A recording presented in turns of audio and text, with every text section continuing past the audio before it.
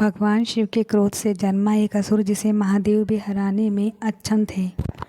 भगवान शिव के क्रोध से जन्मा एक असुर जिसे महादेव भी हराने में अक्षम थे। कहा जाता है कि महादेव एक बार इंद्र की किसी चाल पर अत्यधिक क्रोधित हो गए थे। उनके क्रोध से संसार भस्म ना हो जाए, इसलिए गुरु बृहस्पति के अनुरोध पर महादेव ने अपनी क्रोध अग्नि को समुद्र में डाल दिया, जिससे समुद्र से एक बालक की उत्पत्ति हुई। बच्चे के रोने की आवाज़ इतनी तेज़ थी कि उसे सुनकर संपूर्ण संसार बहरा हो गया। उस बालक को रोने की आवाज़ सुनकर ब्रह्मा जी समुद्र के पास पहुँचे और उन्होंने उसे गोद में उठा लिया। बच्चा ब्रह्मा जी के गले से लिपट गया, जिससे वो भाव विहीन हो गए। ब्रह्मा जी ने बालक का नाम जलंधर रखा।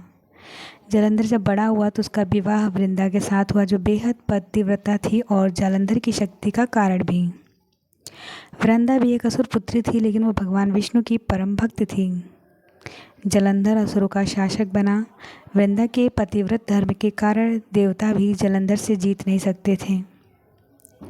जलंधर अपनी शक्ति का दुरुपयोग करते हुए संसार में आतंक मचाने लगा। वह देवताओं की पत्नियों को भी सताने लगा, जिसमें भगवान विष्णु की पत्नी देवी लक्ष्मी भी थी। जालंधर का आतंक दिनों दिन बढ़ता ही गया। अब वो पार्वती जी को अपने अधीन करना चाहता था।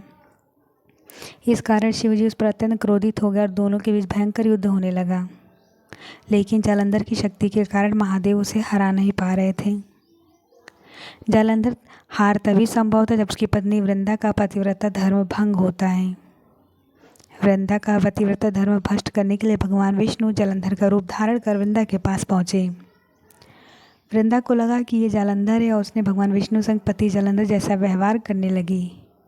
इस प्रकार वृंदा का पतिव्रता धर्म भंग हो गया और महादेव जालंधर का वध कर सके।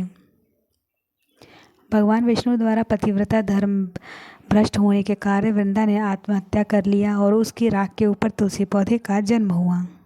इस प्रकार वृंदा आज के युग में तुलसी के रूप में जानी जाती है।